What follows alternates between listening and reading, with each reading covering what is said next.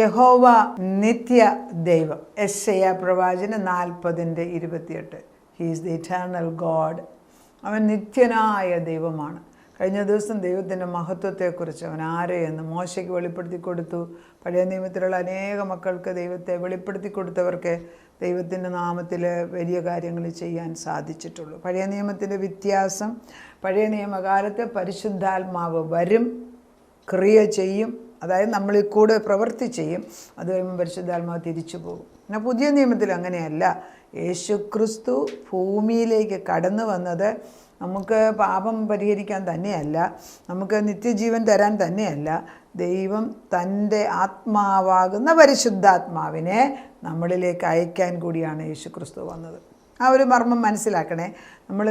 ദൈവം എന്തിനാ യേശുക്രിസ്തു അല്ലെ പിതാവാം ദൈവം എന്തിനാ പുത്രനെ അയച്ചതെന്ന് ചോദിച്ചാൽ, എന്നിലും നിങ്ങളിലും കേൾക്കുന്നവരിലും പരിശുദ്ധാത്മാവിനെ കൊണ്ട് നിറയ്ക്കുക. പരിശുദ്ധാത്മാവെന്ന് പറഞ്ഞാൽ ആത്മാവാണ്. നമ്മൾ നേരത്തെ ഞാൻ പറഞ്ഞിട്ടുള്ളത്, ആത്മാക്കൾക്ക് ബോഡിയില്ല, ശരീരമില്ല. പിശാചിന് ബോഡിയില്ല. അവന് ലൂസിഫർ അവന് സ്വർഗത്തിൽ നിന്ന് വെട്ടി വാറ്റിയപ്പോൾ അവന് ബോഡിയൊന്നുമില്ല. അവൻ ഏത് രൂപത്തിലും ഇപ്പോൾ പ്രത്യക്ഷപ്പെടും. അതുകൊണ്ടാണ് പാമ്പിൻ്റെ രൂപത്തിൽ. ചിലരെന്നോട് വിളിച്ചു പറയും, അയ്യോ പൂച്ചയുടെ രൂപത്തിൽ വന്നു ഞങ്ങളുടെ വീട്ടിൽ. പാമ്പ്, പൂച്ച, പിന്നെ പല രൂപത്തിൽ ഇവൻ പ്രത്യക്ഷപ്പെടും. അത് ഓരോ വ്യക്തികൾക്കും അനുഭവങ്ങൾ. പലരും വിളിച്ച് പറയുന്നത് പേടിപ്പിക്കുന്ന രൂപം പോലെ വന്ന് നിന്നു, ഭയം വന്നു എന്നൊക്കെ പറയുമ്പോൾ അതൊക്കെ ഓരോ രൂപം എടുത്ത് അവൻ കയറി വരുന്നത്. മനുഷ്യൻ്റെ രൂപം അവനെടുക്കും, മരിച്ചവരുടെ രൂപം ഒക്കെ ശ്രദ്ധിക്കണം. അപ്പം ദൈവം നമ്മളോട് പറയുന്നത്, ദൈവം വലിയവനായ ദൈവം, അവൻ നിത്യനായ ദൈവമാണ്. ആ ദൈവത്തെ നമ്മൾ കണ്ടു കഴിഞ്ഞാൽ നമ്മൾ പിന്നെ നമ്മുടെ പല സംശയങ്ങളും മാറിപ്പോകും. ഈ ദൈവത്തിൻ്റെ മഹത്വം അല്ലെങ്കിൽ ശക്തി അല്ലെങ്കിൽ അവൻ്റെ ബലം നമ്മളിൽ നിന്ന് ചോർന്ന്, അത് ദിനം പ്രതി ഒരു ഗ്ലാസ്സിനകത്ത് വെള്ളം എടുക്കുന്നത് പോലെ. നമ്മൾ ഗ്ലാസ്സിൽ നിന്ന് വെള്ളം കുടിക്കുന്നതനുസരിച്ച് അതിൻ്റെ അളവ് കുറഞ്ഞിരിക്കും. കുറച്ച് കുടിച്ച് കഴിയുമ്പോൾ വെള്ളം ഇല്ലാതാവും. അതുപോലെ തന്നെയാണ് പരിശുദ്ധാത്മാവിൻ്റെ ശക്തി. പരിശുദ്ധാത്മാവ് പോകുന്നില്ല, പരിശുദ്ധാത്മാവിൻ്റെ ശക്തി. പക്ഷെ നമ്മൾ വീണ്ടും റീഫില്ല് ചെയ്തില്ല എങ്കിൽ പരിശുദ്ധാത്മാവിൻ്റെ ശക്തി നമ്മളിൽ നിന്ന് മാറിപ്പോകുമ്പോൾ നമ്മൾ തളർന്നു പോകും. അങ്ങനെ പലപ്പോഴും സംഭവിക്കുന്നത് കൊണ്ടാണ് സംശയങ്ങൾ കയറി വരുന്നത്. അതിനാണ് സംശയം കയറി വന്നിട്ടാണ് യെശയ്യാ 40 ഒരു ചോദ്യം ചോദിക്കുന്നുണ്ട്. ഏകദേശം 27 എന്നാൽ എൻ്റെ വഴി യഹോവയ്ക്ക് മറഞ്ഞിരിക്കുന്നു, ഞാൻ എൻ്റെ ന്യായം എൻ്റെ ദൈവം കാണാതെ കടന്നു പോയിരിക്കുന്നു എന്ന് യാക്കോബേ നീ പറയുകയും ഇസ്രായേലേ നീ സംസാരിക്കുകയും ചെയ്യുന്നത് എന്ത്? നമ്മൾ പറയുന്നത്, അയ്യോ എൻ്റെ ദൈവം എൻ്റെ മാത്രം പ്രാർത്ഥന കേൾക്കുക. ഞാൻ എന്തെല്ലാം കഴിഞ്ഞ ദിവസം അറിഞ്ഞു, ഞാൻ എന്തുമാത്രം പ്രാർത്ഥിക്കുന്നുണ്ട്, എന്നിട്ട് എൻ്റെ രോഗം എന്താ മാറാതെ. ഈ അടുത്തിടെയാണ് ആത്മാവിൽ പ്രാർത്ഥിക്കാൻ തുടങ്ങിയത്. ബട്ട് ഷീ സേയിങ് ദാറ്റ് ഞാൻ എന്തുമാത്രം പ്രാർത്ഥിച്ചിട്ട്, ഞാൻ എന്ത് ഉടമ്പടി കൊടുത്തു, എന്നിട്ടെന്ന് കേൾക്കുമെന്നേ. ഈ ദൈവം കേൾക്കുമെന്ന് ഉറപ്പ്. ഈ ദൈവത്തിന് അറിയാതെ ഒന്നും സംഭവിക്കത്തില്ല. പറയുന്നത് നമ്മൾ ഒളിച്ചൊന്നും ചെയ്യാനൊക്കത്തില്ല. ആകാശമണ്ഡലത്തിൽ നക്ഷത്രത്തിൻ്റെ ഇടയ്ക്ക് പോയി കൂട് വെച്ചാലും പാതാളത്തിൽ വിരിച്ചാലും അറിയാവുന്ന ഒരു ദൈവത്തിൻ്റെ മുമ്പിലാണ്. ഇപ്പോൾ നമുക്കത് മനസ്സിലാക്കാം. CCTV ഉള്ളവർക്കൊക്കെ അറിയാം. വീടിൻ്റെ ഏത് ഭാഗത്തൂടെ കള്ളം കയറിയാലും നമുക്ക് കണ്ടുപിടിക്കാം. ലൈറ്റ് ഇട്ട് നോക്കി വെച്ച് ഇത് റെക്കോർഡ് ചെയ്തിരിക്കുന്ന, അല്ലെങ്കിൽ ഉടനെ തന്നെ വേണമെങ്കിൽ കാണത്തക്ക വിധത്തിലാണ് നമ്മൾ ഫിറ്റ് ചെയ്തിരിക്കുന്നതെങ്കിൽ അത് മനസ്സിലാക്കാമെങ്കിൽ സ്വർഗത്തിലെ ദൈവത്തിൻ്റെ ആത്മാവ് 2 ക്രോണിക്കിൾസ് 2 ക്രോണിക്കിൾസ് 16:9 പറയുന്നത്, 2 ക്രോണിക്കിൾസ് 16:9 പറയുന്നത്, ദൈവത്തിൻ്റെ ആത്മാവ് ഭൂമിയിൽ ഊടാടി നടക്കുകയാണ്. എന്തിനാ? ദൈവത്തെ ആത്മാവിൽ തീക്ഷ്ണമായി ആഗ്രഹിക്കുന്ന ആളുകൾ ഭൂമിയിലുണ്ടോ എന്ന് നോക്കാൻ വേണ്ടി ദൈവം പരിശുദ്ധാത്മാവിൽ ദൈവത്തിൻ്റെ 12:16 നമ്മളെ ആത്മാവിലാക്കാൻ വേണ്ടി ദൈവം ഓടി നടക്കുകയാണ്. അത് ഞാൻ വായിക്കാം, വചനമായിട്ട് തന്നെ വായിക്കാം. 2 ദിനവൃത്താന്തം 16:9 യഹോവയുടെ കണ്ണ് തങ്കൽ ഏകാഗ്രചിത്തന്മാരായിരിക്കുന്നവർക്ക് വേണ്ടി തന്നെത്താൻ ബലവാനെന്ന് കാണിക്കേണ്ടതിന് ഭൂമിയിൽ എല്ലായിടും ഓടാടിക്കൊണ്ടിരിക്കുന്നു. ദൈവം എല്ലാ കാര്യങ്ങളും അറിഞ്ഞുകൊണ്ടായിരിക്കുന്നു, ഒരു കാര്യം അറിയാതല്ല. പ്രയാസങ്ങളും യുദ്ധങ്ങളും ഒക്കെ വരുന്ന മനുഷ്യൻ ദൈവത്തെ മറന്ന് നിൽക്കുമ്പം ദൈവം അല്പം വിട്ടുകൊടുക്കും. അല്ലാതെ ദൈവം അറിയാതൊന്നുമല്ല.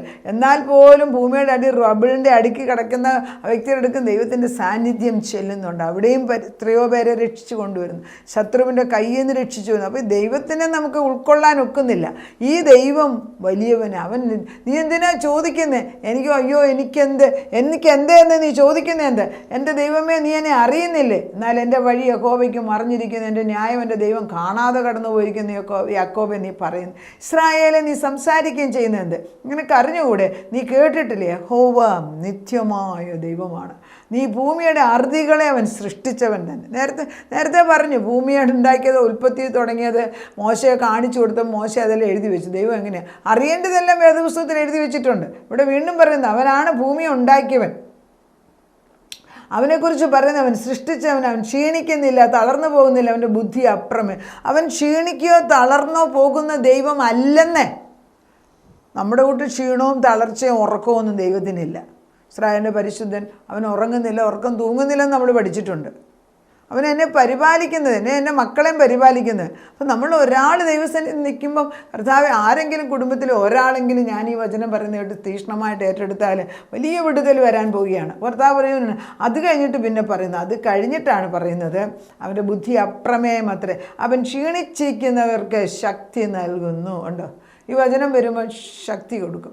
ബാല്യക്കാർ ക്ഷീണിച്ച് തളർന്നു പോകും, ബാല്യക്കാർ ക്ഷീണിക്കും, യൗവനക്കാർ ഇടറി വീഴും. എങ്കിലും യഹോവയെ കാത്തിരിക്കുന്നവർ ശക്തിയെ പുതുക്കും. അവർ കഴുകന്മാരെ പോലെ ചിറകടിച്ച് കയറും. അവർ തളർന്നു പോകാതെ ഓടുകയും ക്ഷീണിച്ചു പോകാതെ നടക്കുകയും ചെയ്യും. ഇതിൽ കഴുകനെപ്പോലെ പറന്നുയരാനുള്ള ദൈവശക്തി ഇതിൻ്റെ കൂടെ കടന്നു വരികയാണ്. അപ്പം ഞാൻ ഈ ആത്മാവിൽ കാണുന്ന കഴുകൻ്റെ കാലുകൾ, എൻ്റെ മുമ്പിൽ ഉടയ്ക്കുന്ന കഴുകൻ്റെ കാലുകൾ, ആ കാലിൻ്റെ മസിലും ആ ശക്തിയും ഒക്കെ കണ്ടാൽ ഒരൊറ്റ പാമ്പതിന് മുമ്പിൽ നിൽക്കത്തില്ല. എന്തിനാ പലപ്പോഴും കഴുകനെ അയക്കുന്നതെന്നറിയാമോ? ആത്മാവിൽ കാണുന്നത് കഴിക്കുന്നത് നമ്മുടെ മേലുള്ള ഉപദ്രവിക്കാൻ വരുന്ന പാമ്പുകളെ അല്ലെങ്കിൽ ദുഷ്ടചിന്തകളെ. ഈ ചിന്തകളെല്ലാം പാമ്പായിട്ടാണ് ദൈവം എന്നെ കാണിക്കുന്നത് എപ്പോഴും. ഈ ചിന്തകളെ, ഈ പാമ്പിനെ വെട്ടിയെടുത്തുകൊണ്ട് ഇവനെ കുത്തിയെടുത്തിട്ട് മാറ്റി കീറിക്കളയുന്ന കാണാം.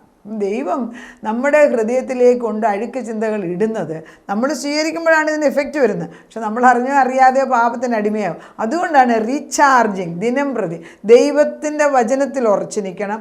ദൈവത്തിൻ്റെ സത്യവചനം പറയുന്നിടത്ത് നമ്മൾ കേൾക്കണം.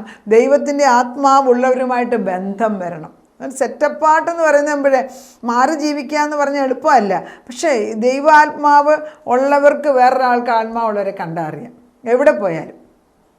One family. ഇപ്പോൾ നമ്മൾ എത്ര ദൂരം, ഇപ്പോൾ ഒരു എക്സാമ്പിൾ ആണ്. എൻ്റെ ഒരു ഫ്രണ്ടിൻ്റെ മകന്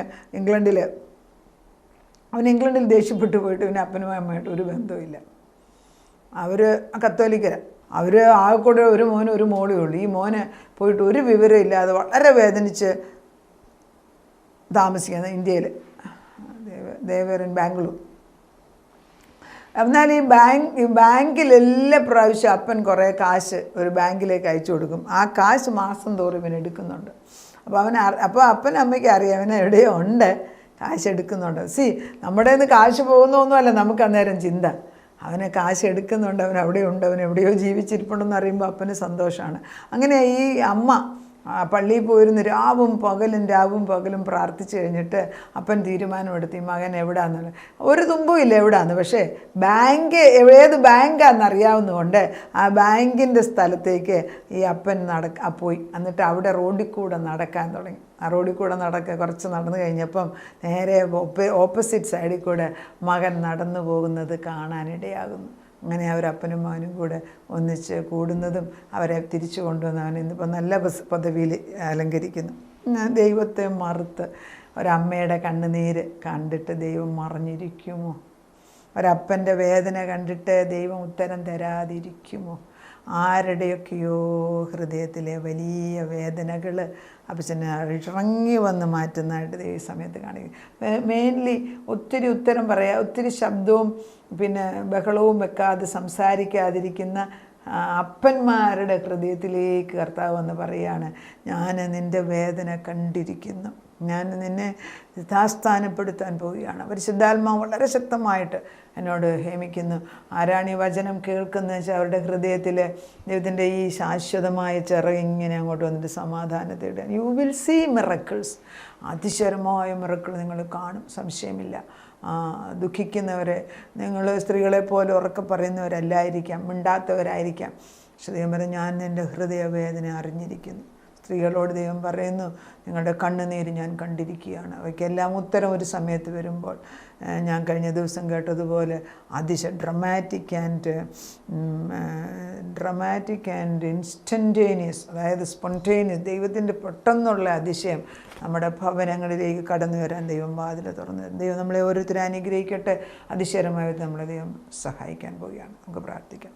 നാഥ, നീ ആരാണെന്ന് മനസ്സിലാക്കുമ്പോൾ ഞങ്ങൾ ഇത്രയും നാൾ നിന്നെ സംശയിച്ചതോർത്ത് സങ്കടം പറയുന്ന കർത്താവേ, പലപ്പോഴും ഞങ്ങളുടെ ബലഹീനത ഈ ദൈവത്തെ വലിയവനായിട്ട് കാണാൻ സാധിക്കുന്നില്ല. അതാണ് ഞങ്ങളുടെ മക്കൾ കാണുന്നില്ല എന്ന് പറഞ്ഞ് ഞങ്ങൾ കിടന്ന് ബഹളം വെക്കും. പക്ഷേ കാണാത്തത് ഞങ്ങളുടെ കണ്ണ് നിന്നെ ആരെയെന്ന് കണ്ടിട്ടില്ല. മോശയുടെ ഭാര്യ ദൈവത്തെ കണ്ടില്ലെന്നും പറഞ്ഞ് കരയുന്നതായിട്ട് കാണുന്നില്ല. മോശയുടെ മക്കളെക്കുറിച്ച് അവർ ദൈവത്തെ കണ്ടില്ല എന്ന് പറഞ്ഞ് കരയുന്നു. മോശയ്ക്കും ദൈവവുമായിട്ടുള്ള ബന്ധത്തിൻ്റെ സ്ഥിരതയിലാണ് മോശ ഇസ്രായേൽ ജനതയെ മുഴുവൻ ദൈവനാമത്തിൽ രക്ഷിക്കാൻ ദൈവം സഹായിച്ചത്. ആ ഒരു കാഴ്ചപ്പാട് ഞങ്ങൾക്ക് തരണമേ കർത്താവേ. ഞങ്ങളുടെ പ്രാർത്ഥന നീ കേൾക്കുന്ന ദൈവമാണ്, നീ അറിയാത്ത ദൈവമല്ല, അറിയുന്ന ദൈവം. അനേക അപ്പന്മാർ ഭാര്യമാരെ പോലെ, അമ്മമാരെ പോലെ വാവിട്ട് പറയുകയോ അല്ലെങ്കിൽ ഉറക്കെ സംസാരിക്കുകയോ, അനേക ആൺമക്കൾ അവരുടെ ഉള്ളിലെ വേദന മറ്റുള്ളവരോടോ അമ്മമാരോടോ ഭാര്യമാരോടോ പറയാൻ നിവൃത്തിയില്ലാതെ ഉള്ളിൽ കൊണ്ടു നടക്കുന്ന അനേക കൊച്ചുങ്ങൾ, യൗവനക്കാരെൻ്റെ മുമ്പിൽ വന്ന് നിൽക്കുന്നു. അവരോട് നീ ഇന്ന് സംസാരിക്കുക. അറിയണം എന്ന് നിനക്ക് നിർബന്ധമില്ല. പക്ഷെ നീ പ്രവർത്തിക്കും. ഞാൻ പ്രവർത്തിക്കും. ആര് തടസ്സപ്പെടുത്തും? അവിടെ നിന്ന് ഇറങ്ങി വന്നവരെ സഹായിക്കുന്നതിന് സ്തോത്രം. വലിയവനായ ദൈവത്തിൻ്റെ മിറക്കിൾസ് വൺ ആഫ്റ്റർ ഒന്നിൻ്റെ പുറകെ അതിശയം കടന്നു പടഞ്ഞ വാതിലിൽ തുറന്നിരിക്കുന്നു. ദൈവം അതിശയം ചെയ്യാൻ പോകുന്നതിന് നന്ദി. അപ്പച്ചൻ ചെയ്തിരിക്കുന്നതിന് സ്തോത്രം. റിസീവ് ചെയ്യാൻ തക്കണം ഞങ്ങൾക്ക് വിനയഹൃദയം തന്നാട്ടപ്പച്ച. കുന്നുകൾ താഴട്ടെ, താഴ്വരകൾ പൊങ്ങി വരട്ടെ, സമഭൂമിയാകട്ടെ, വളഞ്ഞ വഴികളെല്ലാം നേർച്ചൊവ്വയായി വരട്ടെ അപ്പച്ച. ഇടിഞ്ഞ മതിലുകളെല്ലാം കർത്താവ് തന്നെ പുതുക്കി പണികി തലമുറകളെ സ്ഥിരപ്പെടുത്തുന്നതിന് സ്തോത്രം ചെയ്യുന്നു. പ്രാർത്ഥന കേട്ട് ഉത്തരം തന്ന ദൈവത്തിന് നന്ദി. യേശു ക്രിസ്തുവിൻ്റെ പുണ്യനാമത്തിൽ തന്നെ. ആമേൻ.